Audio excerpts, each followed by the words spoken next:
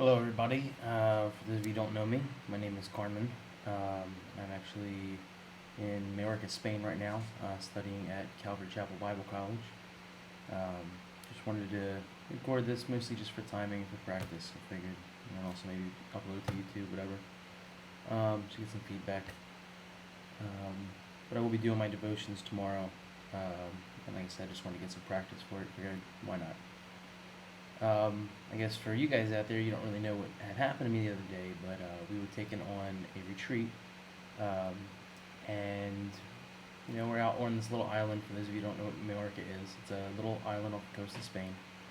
A lot of ocean, well, there's a sea and stuff everywhere near us. So most of the times when you go out, you're going to different parts of the sea. A lot of snorkeling. Anyway, the pastor here had taken us to a specific location that was beautiful and great for snorkeling. Some really nice coral, and it was a nice little walk to get there. Kind of climb down the side of the mountain on the rocks. It was a lot of fun. Anyway, get to the water and walk on these rocks, and these rocks are razor sharp. And you can see maybe a tide is coming in, or maybe it's just the level of the ocean. I don't know. This is the first time I've ever seen this place, but the rock starts to get a little bit lower, and you see as the waves are actually, instead of crashing into the rocks at all these places, they're actually going over the rocks in some of them. And out into the distance, you can see there's some land that is like maybe a couple inches under the water, but it's walkable. And it was kind of like a path to go through that to get onto this other island that was on the other side of, I guess, this little area where the rocks were a little lower and the waves were crashing over them. And me and two of the guys that are here decided we'd, try and cross it. Now, it didn't look that dangerous at the time. Then again, I'm not, used to this kind of stuff. I don't know how powerful the waves are. So we start going out, and every time a wave comes by, it's a lot of foam on top. So the foam gets on top, and you lose track of what the ground looks like. And for me, I'm trying to be as careful as possible, even though what I'm doing is very dangerous.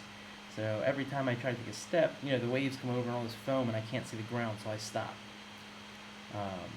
And then once the foam clears, I try and take a couple steps and then stop, take a couple steps. So anyway, so I'm, the slow guy in the back, and my buddy Eric and Chris, who were up ahead, they're much further than me. They're just running across, total trust in themselves. I don't have that much trust in myself. I am a total klutz. So they go ahead, and next thing I know, I look up, and a big wave comes and takes the one guy off to the left. His name's Chris. He's just wiped out. And in that same wave, Eric dives in after him. It wasn't really a cause for concern. All they had to do was swim out and back to the group, and they would have gotten help pulled back up. So I'm looking at this, and I'm thinking, if they can't do that, there's no way I'm going to do it. I'm completely out of shape. Whatever. Not going to get into all that. But there was no way I was going to do this. So I'm laughing at them, and I turn around, and I decide I'm going to come back to the higher part of the rock where the rest of the group is. And so as I'm coming back, I'm looking at everybody. They're looking at me, and they're all smiling. People are taking photos because it's kind of a ridiculous scene. If I can upload some photos, it'd be great. I'll see what I can do for that.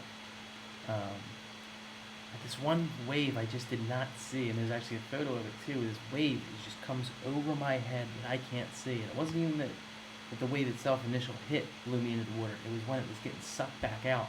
It just pulled me right out from under my feet. My shoe went flying off. And I'm just sliding on this rock, and this rock, like I said, is very sharp. So the second I go off the edge of the rock, and I'm into the sea, where all these waves are crashing, I start swimming out. I'm thinking I'm going to get away from this, because that's what we were told in case of emergency, swim out. So I start swimming out, and next thing I know, I'm getting pulled along to the side, and next to me, to the left of me, is the group, and these massive waves that were not there before. I mean, these waves were getting bigger. Maybe they just seemed bigger when I was out there. And they're just smashing on these rocks to the left of me. And I'm about to freak out. I'm thinking, oh my goodness, I'm going to die. And I look at the shore, everybody's screaming and yelling and waving this way. And all of a sudden, I'm starting to swim, and the current's just pulling me. And I can't fight it. These waves are massive. I cannot fight it. It is way too much for me to handle as a human being. And I decide to call out upon the Lord. And I'm getting tired, by the way, too. I'm exhausted swimming and not getting anywhere. In fact, going opposite and getting closer to where the wave breaks. And if I get over to the left just a little bit more, the wave was going to break me into the rock, and it would have killed me. So I call out to the Lord and I say, Jesus, I cannot do this. I can't do this anymore. I'm giving up. And I've never experienced this before this day. And I hear a lot of people say, they heard the voice of the Lord, and I'm expecting, the heavens open up and the sky is like the scrolls, and this big voice comes out and says, I am the Lord God. It wasn't like that. I did experience what I would consider hearing the voice of the Lord. And the Lord called out to me and said, I have not given up on you. I am here with you. And I have never experienced anything like that. I mean, it was like in my entire being, had this entire peace over my entire body. Like I couldn't describe it. It was just this incredible peace. And I went from having this fear to looking over at everybody else that was all afraid and thinking, oh my gosh, Carmen's gonna die.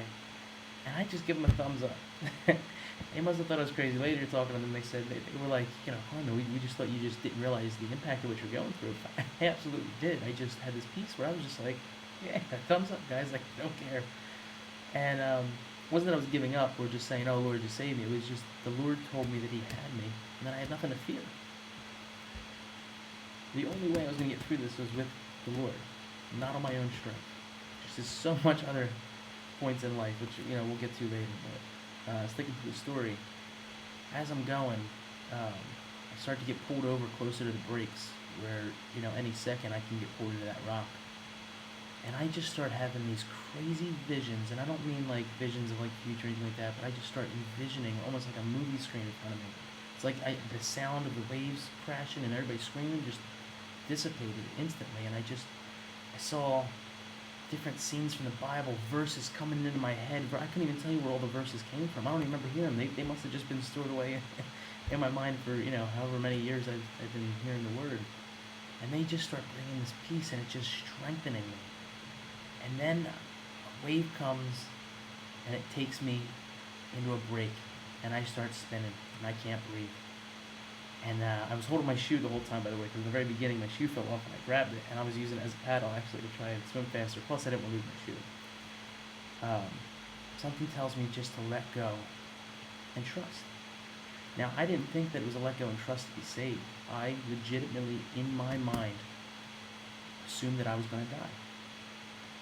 And as the one wave hits me, I get that peace, and the Lord just tells me to let go, and I let go. And as this happens, I get slammed on a rock underwater. And you can't see my whole body, but I'm covered in gashes and will probably be a lot of scars.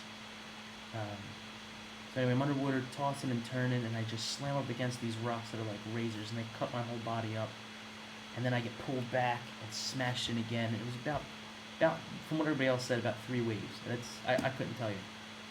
But they said there was 3 waves that came over and over and over, and I was underwater the entire time. And this whole time, I was going through a lot of pain.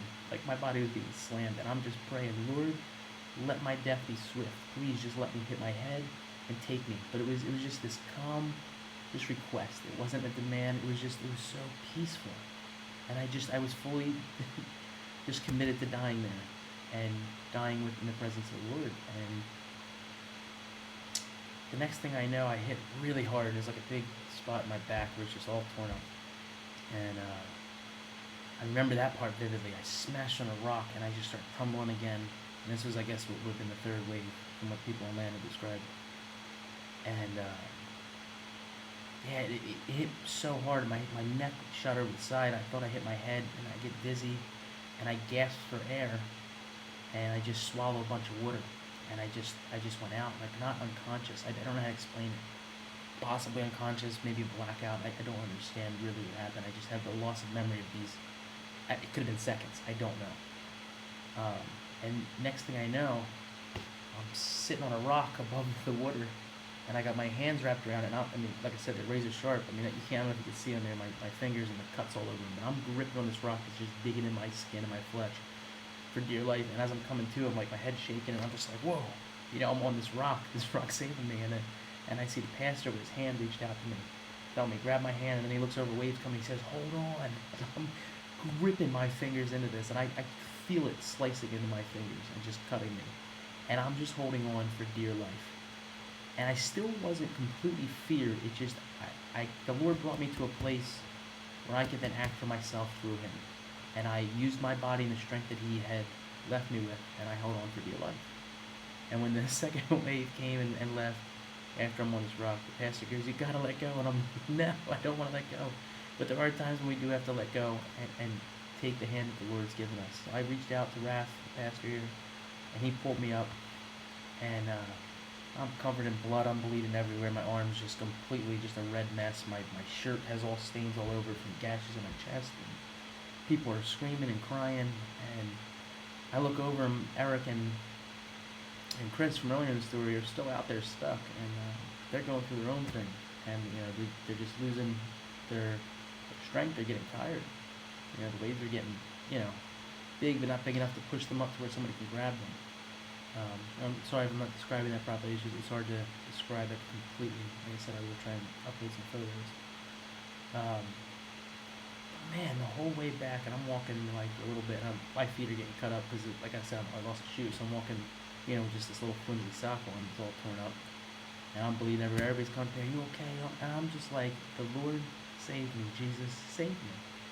Anytime I heard what happened, it just said, Jesus saved my life.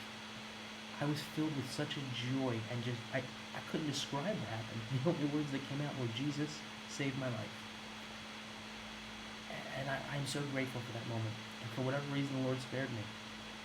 I don't know why. And I'm not, at this moment, meant to know why, and that's fine with me. But I do know that it's for a reason, and I know that it's because I have a purpose in my life, just as every one of you do. And it's just a matter of time before the Lord calls us up. And you got to make sure that you spend every moment down here with your eyes on Him, that you're not waste any of the time we're given here, because you don't know how short it could be. I never thought I would die, and I have dreams of being a father and all these different things. I would have died like that. The Lord would have called me up. You start thinking about the future, and you think, "Oh, I'm not going to die because I want this and that," and the Lord's put this in my heart. You never know when your time is going to be. And this is just one of the many stories that my life has been spared in miraculous things.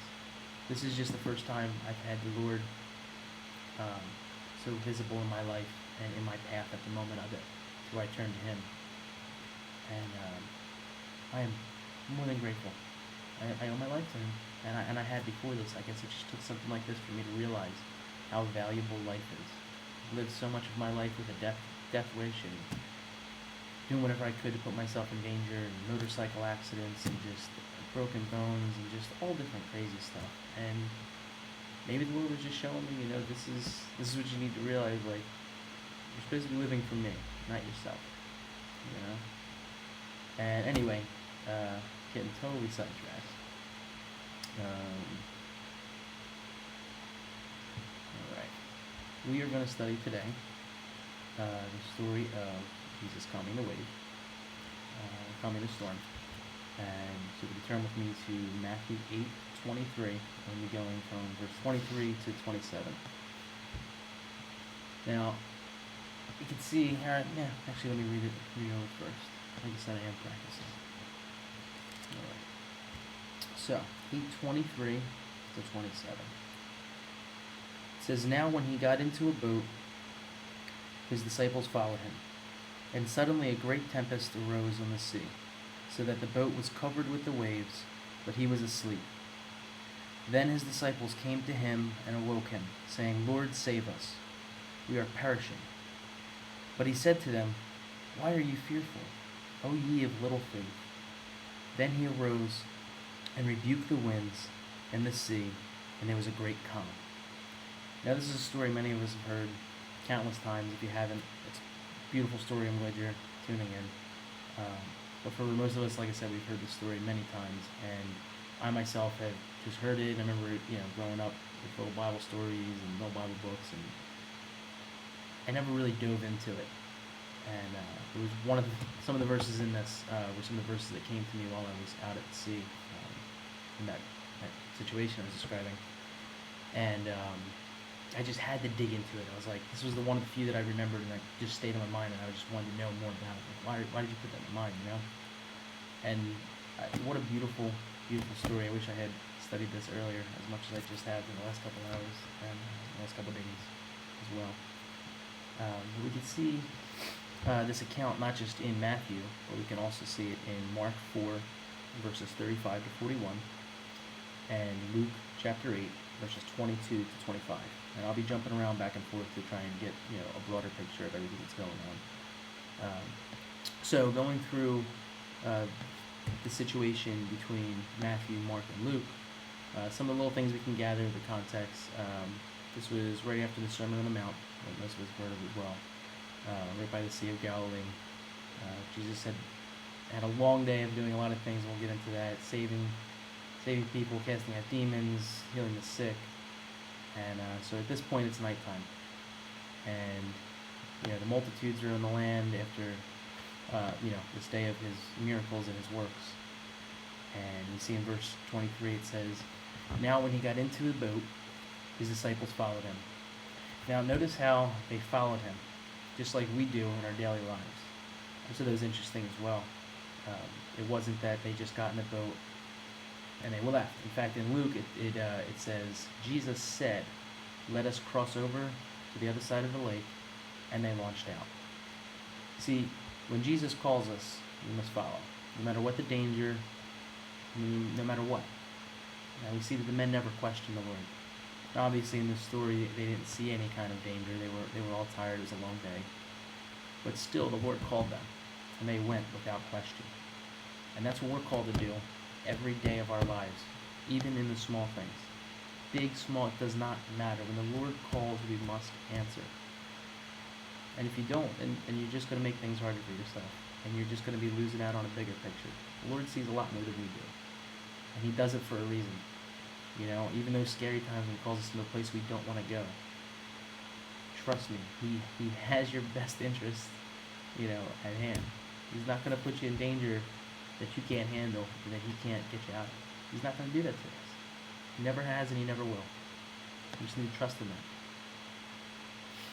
So anyway, we see that, and we see that nobody questioned him. Also, from going into in Mark, we also find out that it wasn't just this one small boat that Jesus and the disciples were in, but there were other small boats that were with them as well. So in Mark, we see that they launched out, and Mark says they sailed away from the multitudes, showing that there was still many on land that they were leaving. So he had been doing his works up until the moment of sailing out. I'm sure that when Jesus was around, it wasn't just him standing in the corner. I mean, it would be probably like a celebrity nowadays, constantly being questioned, and people want to heal, and it would be exhausting. So he left the multitudes, and they set out. And in verse 24 it says, "And suddenly a great tempest arose on the sea, and so that the boat was covered with waves, but he was asleep." Now, I didn't know what tempest meant. It's not a word I use today, or that I don't think many of us use at all. Tempest is described as an uproar or a storm. It's used to describe grand storms, actually, not just little storms here and there, or some rain. It's used to describe typhoons, hurricanes, something big. And we see that this came suddenly. So it wasn't like they seen a storm in the distance and they were prepared for it. It says suddenly a great tempest. Now, tempest is already great and a big storm. So for them to even say a great tempest makes me think that this storm was unlike something that they had ever seen. Now, being that they're fishermen, they must have seen many storms, but none like this. Okay, for them to have spoken about it, and for what we'll see later, in the fear that arose in them. But I mean, you're a fisherman on a little boat like that. I mean, we see storms now on the boats we have nowadays. I don't think I'd have much fear. Maybe I would. I don't know. But I mean, I picture this little tiny wooden boat with, probably good craftsmanship, but not the years and years of, experience that we have now building our boats. So I mean, this little boat's probably being tossed from side to side, thrown all around. It says that it was flooding, and they're pouring water off. I mean, this wasn't some little storm. This was massive. And we see that, I said the boat was flooding, and we see that Jesus, it says, but he was asleep. Now, this is the first time in the Bible, I believe, that we hear about Jesus sleeping. And we got to understand, at first this caught me off guard. I was like, oh, he's sleeping. But then I had to remember that Jesus is a man. He came down as a man. This is not Jesus God. This is Jesus man. Even though he is the Son of God, he came down as a man. So he still needs the same things as us. He still needs water, bread, sleep, and rest. Anyway, he's a man.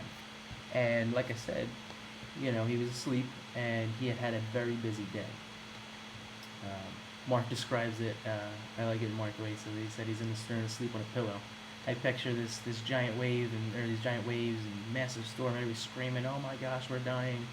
And he's down there on a little white pillow, just snoring away, having sweet dreams, and he's totally at peace.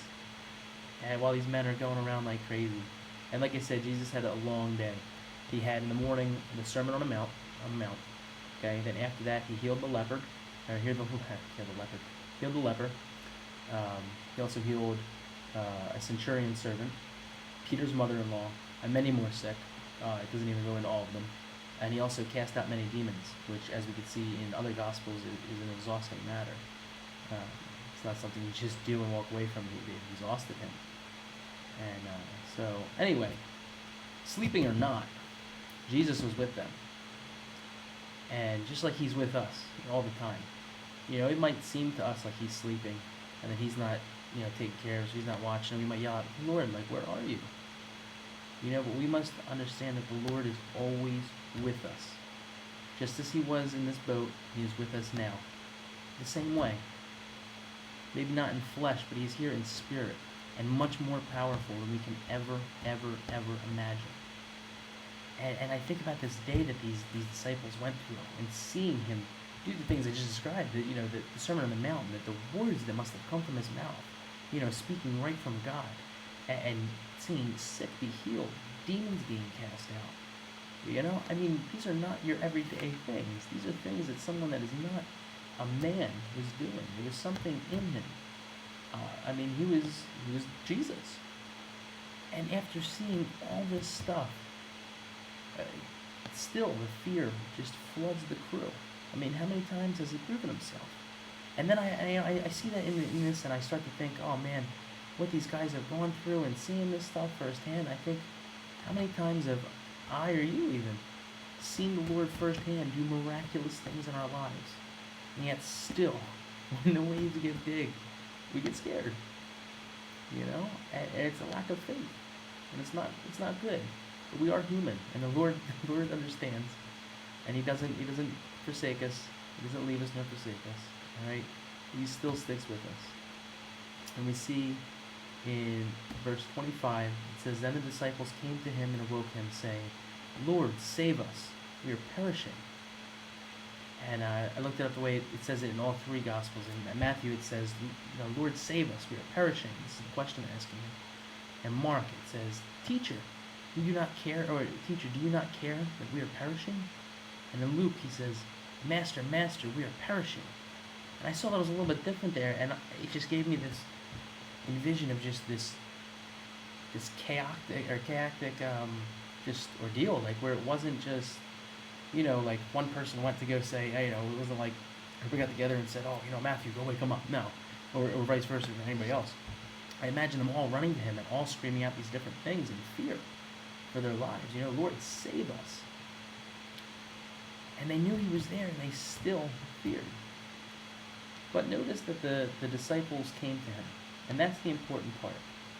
They didn't fear and go running anywhere else but to Jesus. And that's what we are called to do. No matter how fearful we may be, no matter how scared, whatever, and how much in parish we think we might be in, we are to always run to him. Run to the Lord Jesus Christ, the Savior. Because that's the only person that's going to get you out of there. You're not going to do it yourself. You might think you can, but you're not going to. And that will be proven time and time again. It took me a long time to realize that. And I'm very thankful that I finally did. Because it may have just saved my life a couple days ago. But anyway, we are perishing. And it says we are perishing. It seems that even though they went to the Lord and they still ran to him, they still in some way lost sight in Jesus. And I don't mean as a man or as somebody just to run to, but in his awesomeness and his power, they lost sight on his abilities. Or else they wouldn't have been fearful at first. But they still had that little bit of faith that led them to him. But if we had enough faith that we should have from the things we've seen and from what he's done in our lives already, we shouldn't even have to run to him in fear. We should be able to call upon his name in peace.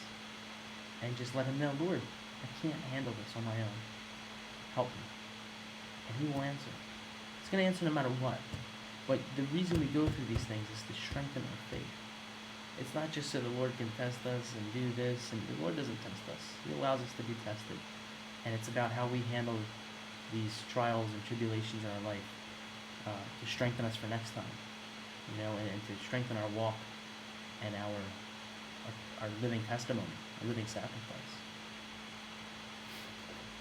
Now, in verse 26, it says, "But he said to them, 'Why are you fearful, O ye of little faith?'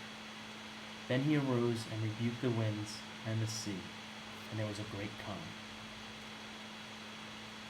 Now, when I read this, first thing that stuck out to me was that before he calmed the sea, before he did anything, he rebukes the men.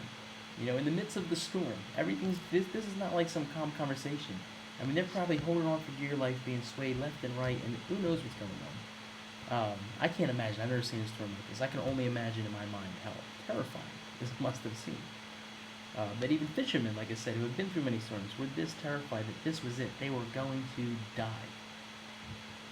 And in the midst of all this, Jesus, I picture him getting off his little white fluffy pillow, calmly, yawning a little bit, and looking at them in just utter disbelief. Like, what he's doing, And so in the midst of this storm, he says, "Why are you fearful, O ye of little faith?" Okay? He sees that they had lost sight in him. Like I said before, we could lose sight in Christ sometimes. He wants us to believe on him. He says, "Believe on me." Exercise what you have been given. You've been given this faith inside of you. You've been given that these accounts in your life and this salvation to know who you can turn to. Exercise it. Use it. It's not just to sit there and go to waste. Use it. And it's easier said than done. I'm saying this now, but I mean we all go through it, and it's that struggle. But we need to still exercise it. It's not an excuse. And it's easy to say that you know the ways of the Lord, but to trust is a very different thing. And in the midst of the storm, you'll see what you're made of. And if you're not made of enough, don't feel like you're made of enough, the Lord will strengthen you in that. As long as you continue to turn to him, he will always strengthen you. He will not let any bad thing in our life, just be wasted away. It says in Romans 8:28, and we hear a million times, I absolutely love it though. It says, in all things the Lord will use for good for those who love him and are called according to his purpose. We are his children. He's not going to let any bad thing go to waste. He uses it all. Okay? And like I said, it can be hard to remember that in times of, great peril, or even little things, But we are called to stay faithful at all times. And so then after the Lord kind of, rebuked them and said, "Oh, ye little faith, why are you fearful?" Just like he does in our own hearts sometimes when we're going through something, he might, he chisels away at us and works on us a little bit. He rebukes us at some points and lets us see like where we're falling short. And once that change, I imagine these men hearing this go, "Oh, wow, how's this man so calm?" And he's right. Why am I so fearful? And it is that moment that they see that change in their hearts that I believe, and I could be wrong, but I believe it's that change of heart moment that the Lord then arose and rebuked the winds and the sea, and then there was a great calm. And I love it because in all three of the Gospels that talk about the story, they all describe it as a great calm. And oh man, it's great. And in fact, in Mark, it says I'm picturing him throwing up his hands and it says that he said, "Peace be still." It's just amazing that his simple words calm the seas. It's not something you see every day. I mean, I'm sure this was something that they didn't easily forget. This was probably something that the disciples told everybody they had seen for weeks after, and told their kids and their grandkids and their family. I mean, this was a sight to see. I can't even imagine. Also, it says there were other boats around. I wonder what it did for those men. A lot of lives were changed through this. And that's another thing you could think of. This just came to me. When we go through a trial, there's a lot of people around us looking. And we might not always notice that. But they're looking and they're going to see how we're going to react to that. And they might be believers, they might not be. But there's been times even in my own life, I've seen people I've looked up to handle trials in such a bad way that it has hurt my walk. So it just goes to show you there's always people watching, there's always people around. The Lord has so much more going on. It's not just with you. I mean, the Lord is so powerful. It's like a giant puzzle piece, or like a giant puzzle. He might be working and doing these miraculous things in you, but he's also doing miraculous things in everybody around you. All right? And he wants us to follow him at all times and stay strengthened, so that these little boats around us can be strengthened through, the works and that he does in our lives. That is amazing. I see, I love that. And when you're staying in the Word and you're trusting the Lord, he'll show you things. Like even that, just seeing that just now. And maybe I'm getting too excited about it, but I really love when the Lord speaks to us. Just anytime. I just love it. I love being spoken to by the Creator of this entire world. And it still blows my mind. Just knowing the life I've come from. I should have been dead many times over. And I deserve nothing but hell, as we all do. And just to know that the Father up above, and all that he's done, and all that I've done, still wants to be our personal Savior. He wants to do a work in all of our lives. So when the storm gets big, do not go and run. Turn to him. Be changed. Be strengthened. And, oh man. In fact, in Philippians 4:7, it says, "At the peace of God, which passes all understanding, shall keep your hearts and minds through Jesus Christ." And I believe that I experienced that peace that passes all understanding. And that's not the first time in my life. It's the second time in my life I experienced it. And that's a saying that I've heard a million times, peace that passes all understanding. I never broke down the words. I mean, it's very simple. It's a peace that passes any understanding of man. Okay? There's no reason that me about to be smashed into rocks and suffocating and drowning. I mean, drowning to me was always the scariest thing to ever go through, drowning or burning. But to me, to be facing that head on and have the peace that I had couldn't have been from anything but the Lord. And I believe that was what we hear in Philippians 4:7, that peace that passes all understanding. And the Lord wants to give us all that peace that passes all understanding. I'm not special. I'm not anybody different. We are all his children. Okay, and you call out to the Lord, he will answer. And he will give us peace in the storm. But you have to call on him. So the last verse says, in verse 27, it says, "So the men marveled, saying, 'Who can this be, that even the winds and the sea obey him?'" Right? And so the men are fearful. We hear, I believe it was later in Luke, I could be wrong, and a little after in one of the Gospels, talk about the fearfulness that they had inside of them from the mighty power displayed by Jesus. And in verse 25, it's interesting. Let me not jump too far ahead of myself. In verse 27, it says, "Who can this be?" Well, we see just so shortly back, you scroll back and you go back to verse 25, and what does it say? It says they called him Lord. Let me go back there. Hold on. Lord, save us. Not please save us or anything like that. They called him by Lord. They knew who he was. And then so quickly, out of fear, they turn away again. And how quickly can we just turn away from what the Lord's done to us, even just so quickly after it's done? That they're questioning his own being. But maybe this is something we should all be asking ourselves. In all three Gospels, at the end of the last verse or so of this account, all three men say, "Who can this man be?" And I think that's a critical question we should be asking ourselves. Who is Jesus? Who is Jesus to us? Our faith relies on the perception of Jesus, on our perception of Jesus. Our faith can either weaken us or it can strengthen us. It depends on how, I'm sorry, I'm saying that wrong. I wrote it down. It says, our faith weakens as we lose sight of him. And it's true. It really does.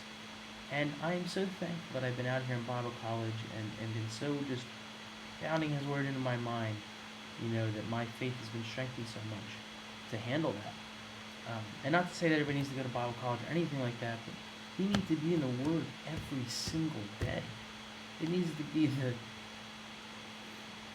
what's running our lives is Jesus. I mean, this is just a book. This is just a tool. There's nothing important about this as an actual physical property. But the words inside of it are more powerful than we will ever know. And me included. I mean, I just see, even just in studying this every day, and the words are just jumping out at me and speaking through me and changing my life. And I still don't think I've grasped even the tiniest little bit of the power behind these words. And we cannot lose sight in that, because we lose sight in Jesus and our faith is weakened. Okay? We must gaze on Him and our faith will be strengthened. Always. It's not sometimes. There's a lot of things in this world where, some things work for some people and they don't for others. But I don't care who you are. You read this book and your life will be changed. And it's not something we just read every once in a while. It should be in our lives all the time. So, in closing, it's just, we're, studying this much, our lives will be changed. And if that's not what you want, I don't see the point. I mean, the whole point of Jesus coming down is so we can have, this salvation, and so we can have this personal relationship with Him. Before Jesus came down and died on the cross, they didn't have that. It was very different. You should dive into the Old Testament. It's amazing to see the grace that we have been given and the gift that we have been given to live our lives so freely and to just have the choice to even sin. It's amazing. Not that we're called to sin, but we have the choice to sin.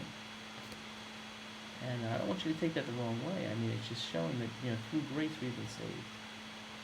And we can choose to go whatever way we want. But there's only one path that will strengthen our lives and bring us blessings, and that is the path of Jesus Christ. Okay? And like I said, the second you lose sight on Him, your faith begins to be weakened. So when those waves seem too high, who will you or we all run to? Who are you going to? There's a cool saying I picked up when I was studying for this, and it was, faith chases out fear, or fear chases out faith. And that's just amazing, because it's a lot of powerful words in there. And, all throughout the Bible we hear of it, just how we shouldn't fear in man, we shouldn't have any fears or anything, and that we should just have, if we want this perfect peace, just to trust in the Lord. In fact, in Isaiah 26, 3-4, it says, you will keep him in perfect peace, whose mind is stayed on you, because he trusts in you. Trust in the Lord forever, for in Yah the Lord is everlasting strength. And again, not to fear in any man. The only thing we should be fearing in this Lord is God. And it's not a fear of being cowardice. It's a respectful fear. It says in Mathew 10:28, Jesus said, "Don't fear those who can kill your body, and after that have no power, but rather fear Him who after the body is dead is able to cast both soul and spirit into hell." Nothing, and I mean nothing, on this earth has the power or the right to cast fear into the hearts of His children. And I just challenge you all, just during this week or the rest of your lives, and just to dig into this more and strengthen your faith. Don't let this just collect dust. Don't let this just be another book on your shelf. It's important. Save lives. Save my life. I don't know where I'd be today without it. And I hear that a lot and all, but it's the truth. And that's why so many people turn to it. Real power and strength, unlike anything else in this world. Love you guys. Grace and peace.